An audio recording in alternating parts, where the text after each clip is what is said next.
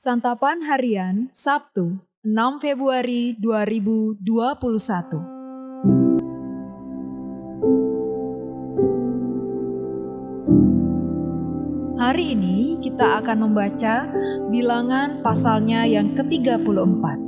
Namun kita akan membacanya pada ayat pertama hingga ayatnya yang ke-15. Sebelumnya, mari kita berdoa. Mampukanlah kami ya Kristus untuk setia mendalami dan melakukan firman-Mu.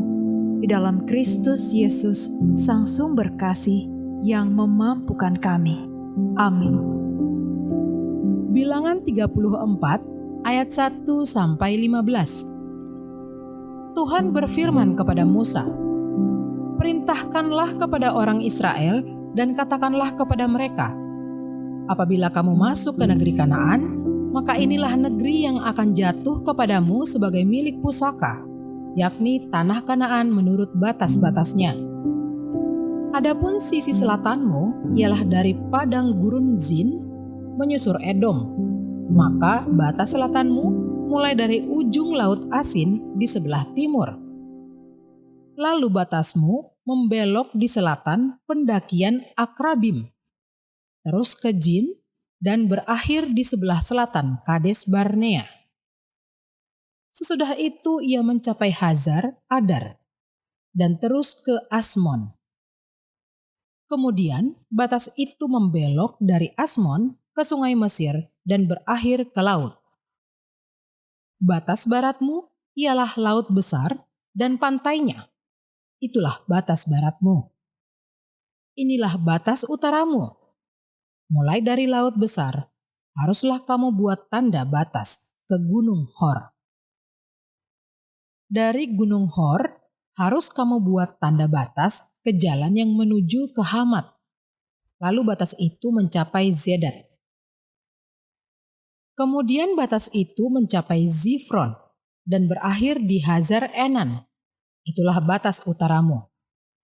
Sebagai batasmu di sebelah timur, haruslah kamu membuat tanda batas dari Hazar Enan ke Sefam.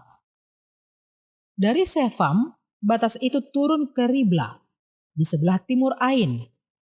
Kemudian batas itu turun lagi dan mencapai tebing Danau Kineret di sebelah timur. Lalu batas itu turun ke Sungai Yordan dan berakhir di Laut Asin.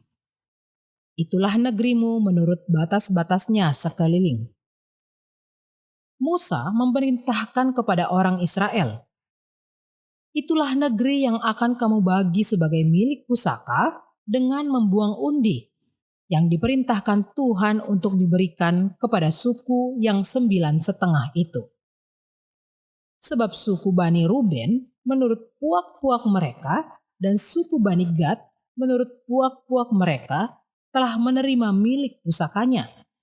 Juga suku Manasye yang setengah itu telah menerimanya.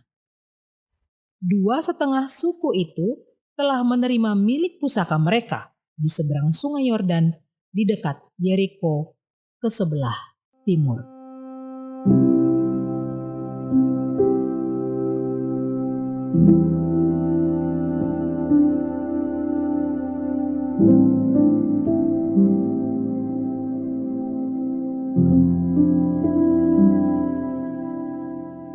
Sahabat Santapan Harian, kita mungkin pernah mendengar kalimat berkat Tuhan tidak terbatas bagi umatnya.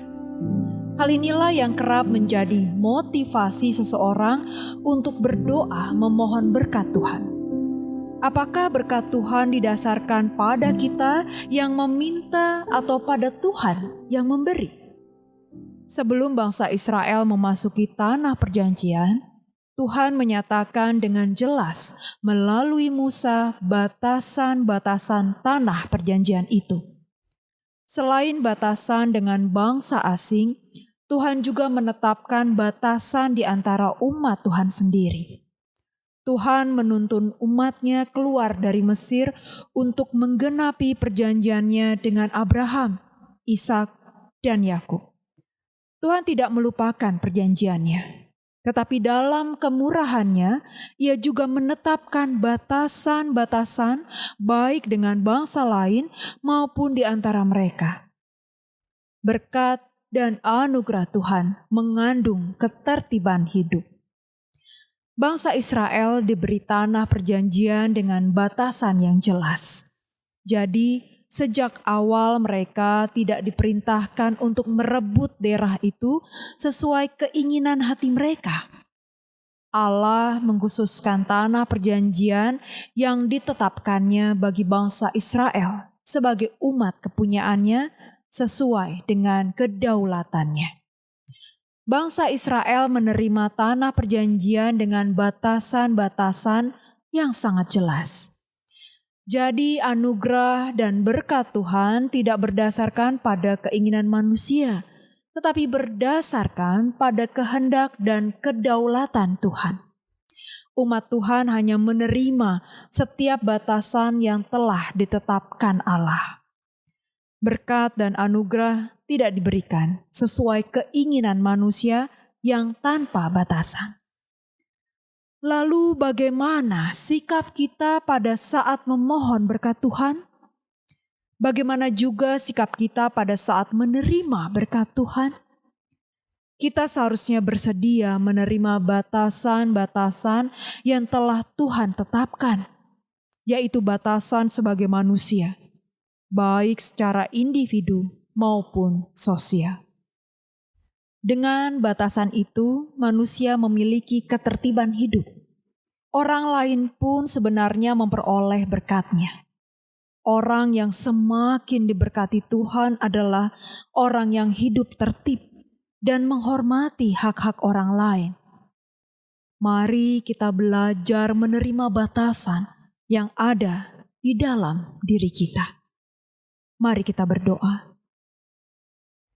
Anugerah kasih dan berkat-Mu Tuhan seperti sungai yang terus mengalir di kala duka dan suka hidup kami. Terima kasih ya Kristus. Dan kini kami mohon ajarkanlah kami untuk menerima segala batasan yang Engkau tetapkan dalam hidup kami, agar selaras dengan kehendak-Mu. Di dalam kasih-Mu Kristus kami bertelut. Amin.